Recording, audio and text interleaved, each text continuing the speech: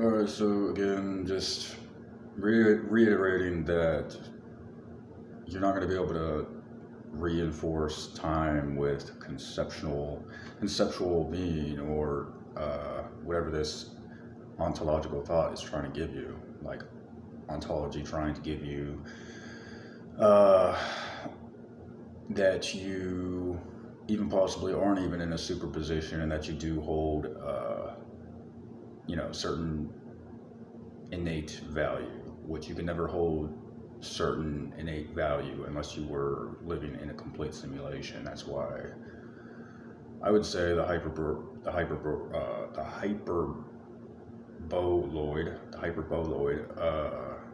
works for nature of thinking and nature of philosophical thought, because it doesn't exactly have to be perturbation. Perturbation could be more of ontological thought, I'd say, because you're jumping into a dimension that is limited, and you are understanding the spatial, like general relativity of the entire universe. And if you say you come back with that thought into special relativity, where there's dimension of time, the time can only be in infinity, since you cannot gain the exact measurement of it unless you are saying that you have this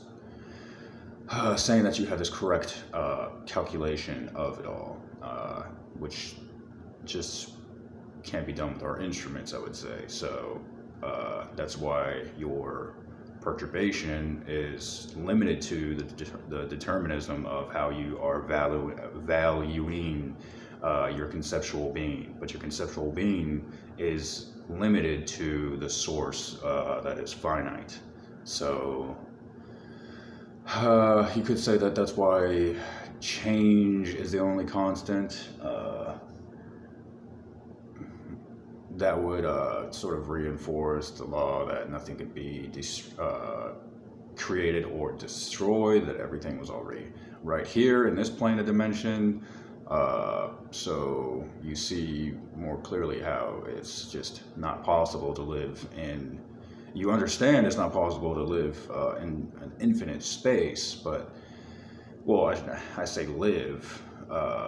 Electrically, you understand that it's not possible to live as you are, as something that is conscious. So you say you aren't conscious, and you say that there is an ontological hierarchy of needs, so to speak, and that everything below you can be your memoria, your memory, your memorial, sort of all this of all the ontological thought that you think you have.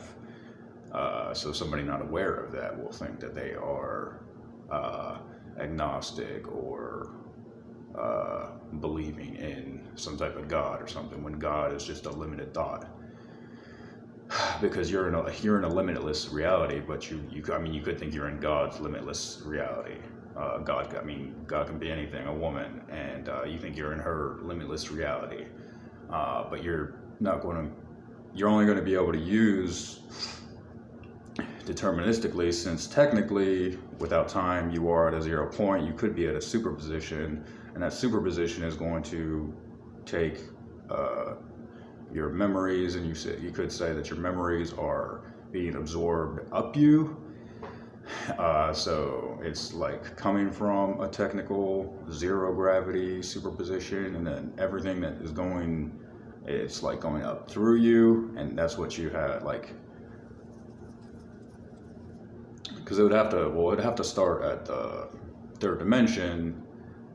So you being in a superposition in general relativity with sort of elusive gravity, you say that you have these thoughts coming up through you, and somehow that you're communicating in this limitless area, but it's not the limitless area, it's just the limited one. And I think the Lorentz space, or the hyperboloid, would kind of prove that. The hyperboloid would kind of prove that, just because that's what is just presented in the diagram and sort of the problem that you can see. Since you're not really, like, you can't understand if you're moving in a direction. If you think you're moving forward, you have to be in some sort of superposition to be able to understand that you're moving through space and that you're moving forward. But if you're just saying that you're walking forward, then you're not really doing that consciously. You have like muscle memory, or you have memory of how to do the thing. So to say that everything is doing something for you is kind of the more accurate answer than to at least say that you're figuring things out on your own, I would say. And that's like close enough to like ontology, but it's not ontology, because anything past that, anything like past everything being deterministic on the plane of existence would be pretty much ontological, because you're going to say that you're reaching into some finite zone. Just because I live in a finite, or just because I live an infinite one, sorry. So just because I live in an infinite universe, that means that, well, the infinity of God, for her, it must be just great, like just, so empowering. So that's what you have to kind of like, that's what people will have to kind of reinforce in their head to even believe in something like that.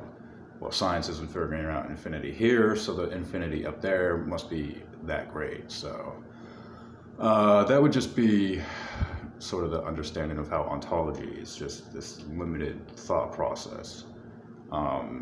Or even considering like that we have any divinity and stuff like that, as opposed to like perturbation, where things are only lasting for a limited time in our thought process in an infinite plane, because we are given a geometric value. And when you do something like that, even if it's a rock or a book or a tool, like a steel tool, fire, anything like that, it just has limitless description or limitless definition to it. But we can't actually say that it's conscious, and we can't really say that anything is conscious, which I see as a definite problem. But I mean, it is a very interesting one, if you're trying to be an ethical person and stuff like that. So